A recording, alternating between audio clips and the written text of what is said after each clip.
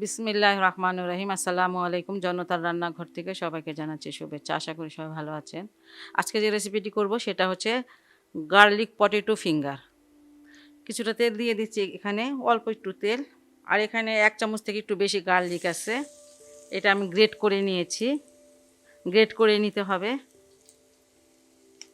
Great করলে নিলে হয় কি, এটা একটু মুখে লাগে, ভালো লাগে ঘ্রাণটা। এটা একটু ভেজে নিব।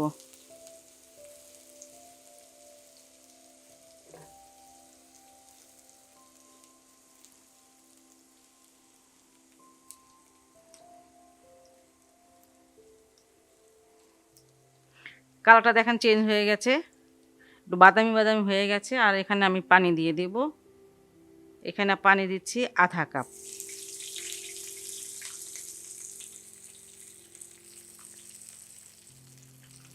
স্বাদ মতো লবণ দিয়ে দেব, প্রায় আধা চামচের মতো লবণ দিলাম।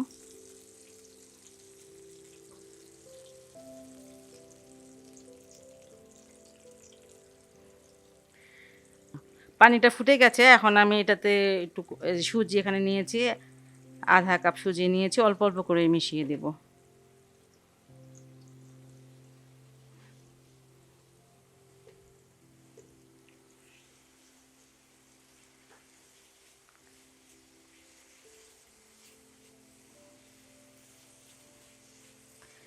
আধা কাপ সুজি, আধা কাপ পানি লাগবে।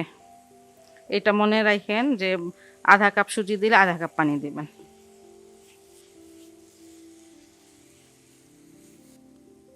আর এখানে আমি 1 বাটি নিয়ে নিয়েছি আলু।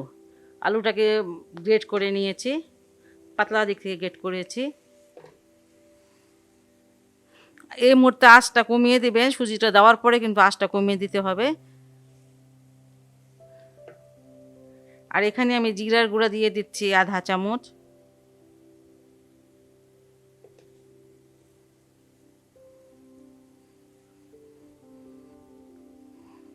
চিলি ফ্লেক্স দিচ্ছি আধা চামচ। ধনে পাতা 1 চামচ আছে, এটা অন্য ধনে পাতা যে একটু বড় বড় হয় সেটা। কাঁচামরিচ দিয়েছি 2টা।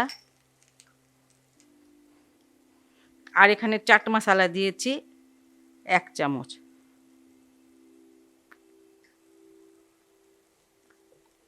সব কিছু খুব ভালো করে মিশিয়ে নিব। আঁচটা কিন্তু একদম কম রাখবেন।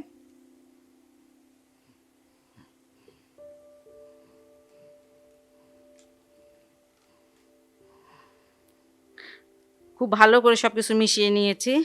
আর দেখেন এইটা কিন্তু পাতলা না, এই ডোটা কিন্তু পাতলা না, একদম প্যানের গা ছেড়ে দিচ্ছে। তার মানে এটা হয়ে গেছে। আর এটাকে ঠান্ডা করে তারপর আমি ফিঙ্গারগুলো বানাবো।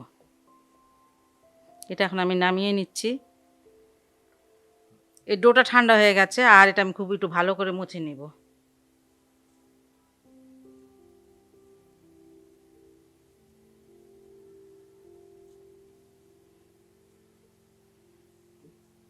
মুছে নিয়েছি।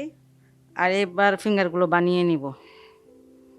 আপনাদের আন্দাজ মতন বানাবেন, পাতলা বানাতে পারেন, একটু মোটা করে বানাতে পারেন। আমি একটু মোটা মোটা করেই বানাবো। এটা ডোটাকে একটুখানি ভালো করে হাতে করে নেই।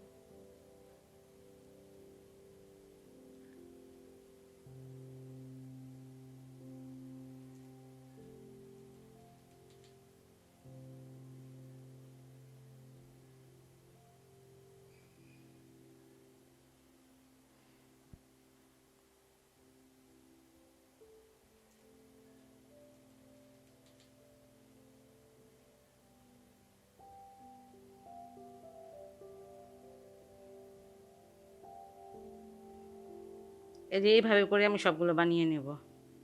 আপনারা আপনাদের পছন্দ মতন দিবেন, শেপটা একটু চিকনও দিতে পারেন বা একটু মোটাও করতে পারেন, সেটা আপনাদের ইচ্ছা। পটেটো ফিঙ্গারগুলো আমি ভাজতে চলে আসলাম। চুলায় তেল দিয়েছি, তেলটা কিন্তু বেশ একটু ভালো গরম হতে হবে, ঠান্ডা হলে হবে না। এখন ভেজে নেব। বুঝতে পারতেছেন তেলটা যে কতটুকু গরম।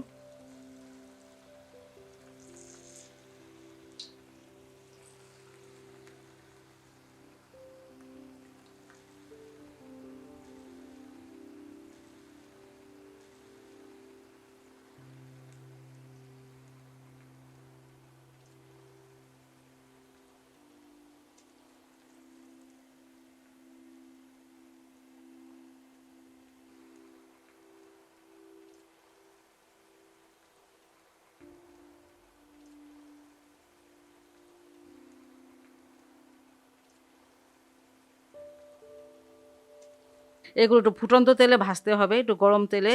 হালকা গরম হলে কিন্তু মানে হয়তো ভেঙে যেতে পারে বা তেলটা বেশি খেতে পারে। এজন্য আপনারা করবেন কি, যে মানে তেলটাকে বেশি গরম করে তারপর এটাকে ভাজবেন।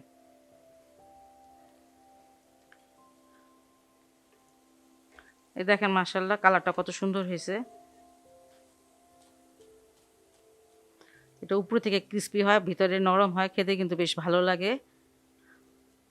আর এটা কিন্তু বাচ্চাদের টিফিনে দিতে পারেন, মেহমানদারি করতে পারেন, বিকালে নিজেরা চায়ের সাথে নাস্তা করতে পারেন। খুব ভালো একটা মানে রেসিপি, ঘরে এগুলো থাকি সবার। আর আমার রেসিপি যদি আপনাদের উপকার আসে বা ভালো লাগে, তাহলে আমার চ্যানেলকে লাইক, কমেন্ট, সাবস্ক্রাইব করবেন। সবাই ভালো থাকুন, সুস্থ থাকুন, নিরাপদে থাকুন, এই দোয়া করি। আল্লাহ হাফেজ।